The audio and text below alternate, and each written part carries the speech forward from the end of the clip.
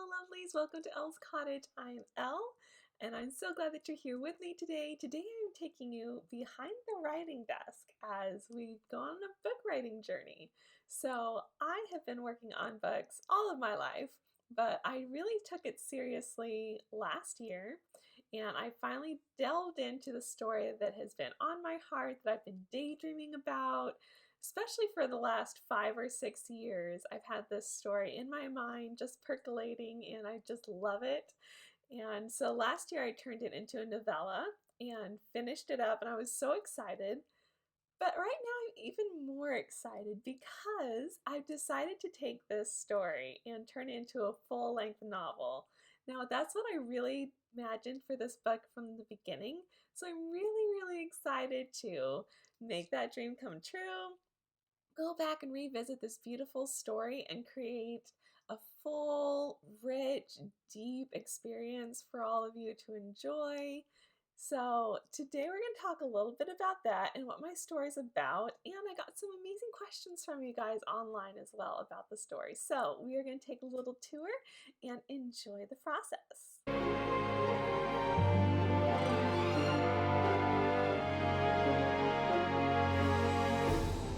So first up is what my story is about. So this book is a clean Regency romance. It is set in 1816 Cornwall, England, and has a strong nautical bent.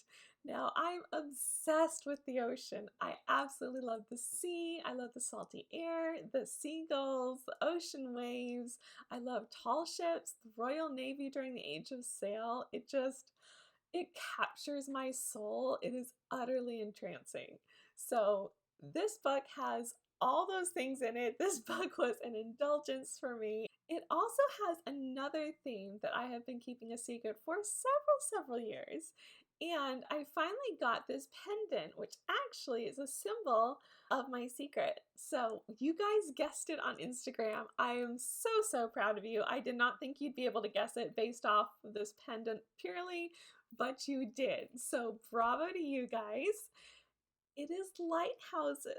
So this book has a very strong lighthouse theme. I won't go into too much detail because I don't want to spoil it for you, but lighthouses make a predominant feature in my novel, and I got to do some amazing research for this book.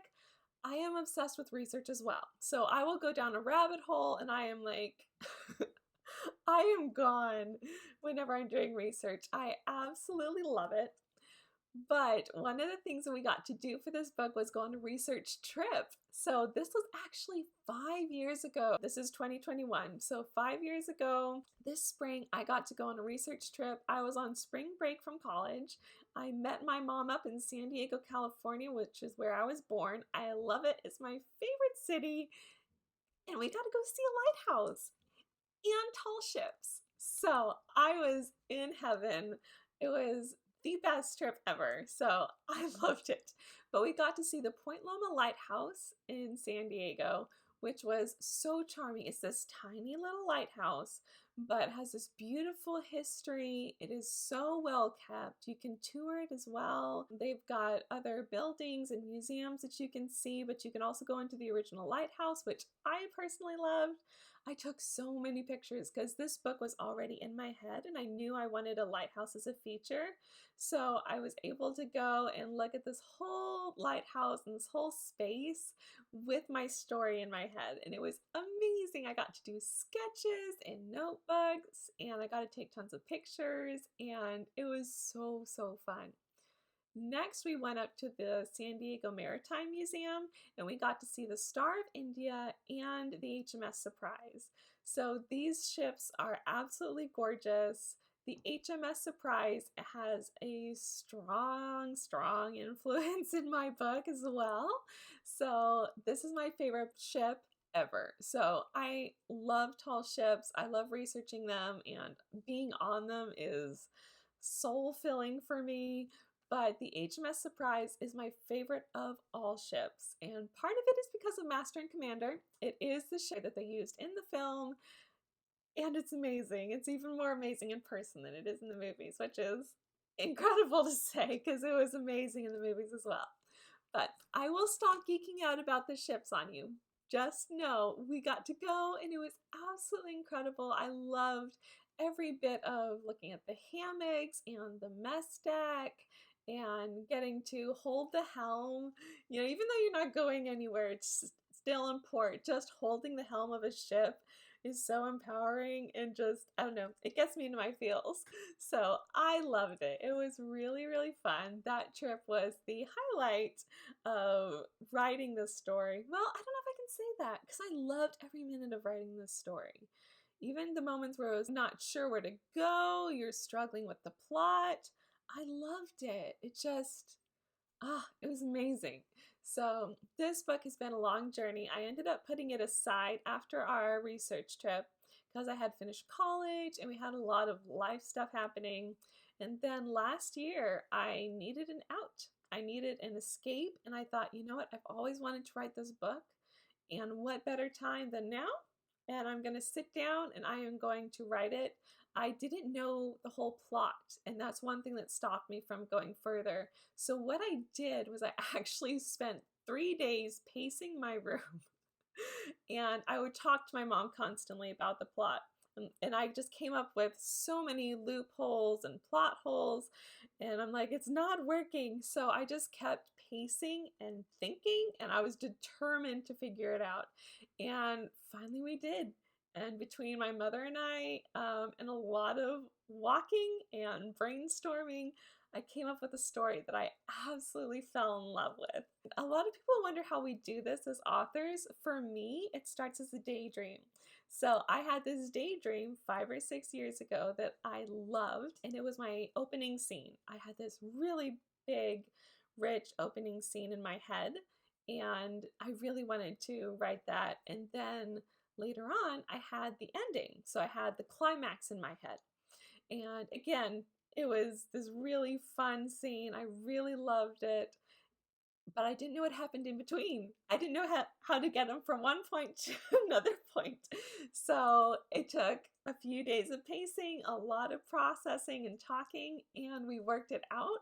We found amazing ways to pull this off, and it makes me so excited because I really like how it turned out. And right now, I'm now in the process of making it a longer book. So taking it from a novella to a novel. Right now I'm kind of redoing the process a bit. I'm brainstorming side plots, subplots, side characters. I have side characters in my book, but they don't get a lot of screen time because it's a novella and it was very short and I didn't have time to go into their stories. Now it's really fun because I get to revisit these people that I really liked, but I didn't know much about them. Now I'm discovering who these characters are and who these side characters, what their plots are, what do they want in life. So I'm really excited. It's been a fun process and I can't wait to dive in deeper and really get into the nitty-gritty of it and then finally start writing. That is one of my favorite things, is sitting down and writing. I get to write by candlelight with plenty and plenty of tea. As you can already see, I've got my tea here. But I love writing. It is really poetic and magical and it's lovely. There's a little sneak peek into the way that I write and the process with which I approach writing. So I hope that's inspiring. I hope that you enjoy that. Next up, I wanted to answer some questions you guys had about the story. Our first question is what teas I drink and how I take my notes. So I typically drink Earl Grey tea or Lady Grey tea. Lady Grey is just Earl Grey but with a hint of orange. It's amazing if you've not tried it. I love it. I usually drink these while I'm writing because they are strong black teas. They give me a little bit extra caffeine for fortitude. And I also like them because they're very classic in my opinion. And it helps me feel like my characters. So I really enjoy that. It helps me get into character while I'm writing and really get into the story. For note taking, I usually use the Notes app with Apple because it syncs across all my devices. I can write a note on my phone while I'm out grocery shopping, and then I can access it on my computer at home at my desk whenever I'm ready to write. So it's a really nice way to just kind of stay organized, and it's there whenever I need it, however I need it. Sometimes, though, I do like to write in traditional notebooks. I love writing on paper. I feel like it's really poetic to write with ink-stained fingertips and by candlelight. It's just really fun. So I really love using my fountain pen. So this is a cross fountain pen. It was a pretty penny several years ago, but it was a little writing investment. So this is a really pretty fountain pen. I absolutely love it. I also was gifted this beautiful fake feather pen, and I also love this too because it's blue, so it's nautical, so it's perfect. But I love these. These are really fun. I like writing by paper because it's really poetic, but it also makes me feel like my writing is richer sometimes when I write on paper. And it's also just a good way to mix it up. If I'm really stumped on an idea, I might just switch it up, write on paper, make some scribbles, and then I might get some ideas flowing. So that's really fun too. Our next question is, do I listen to music when I write? Yes, I definitely listen to music when I write. I am actually a musician by education, so I'm obsessed with music. Absolutely love it. It is really powerful though and very influential. So sometimes if I can't find the right music, I will listen to ambiance noises. So like a storm or this book, an ocean. So I do like to listen to ambiance noises. Once in a while, silence if I need focus and nothing else is helping. I will just write in silence, but I usually have music going. For this book, I really like classical. So Bach, Beethoven, Haydn. Bach's one of my favorites. I love Bach. But I listen to lots of classical. And then I also listen to the Master and Commander soundtrack. We've been through my love of Master and Commander already. So this is really perfect for the book. And it's got a lot of classical pieces in it as well. I listened to that. Then there is Celtic Woman, which is amazing because I grew up with them and I love their voices. And also Jackie Oates. She's a folk musician that is new to me. I discovered her when writing this book. And now her voice really embodies the feeling of my story.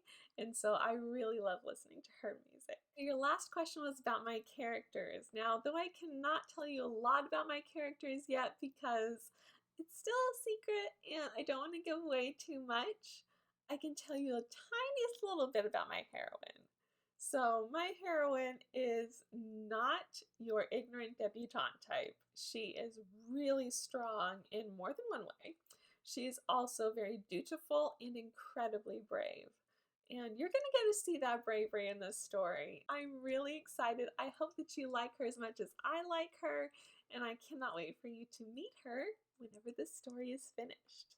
Thank you so much for joining me behind the writing desk today. I hope that you enjoyed this glimpse into the world of writing and my own personal process.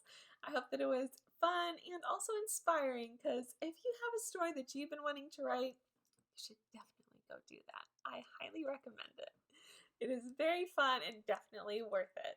Make time for yourself, enjoy writing, and don't forget to create a beautiful life. Bye!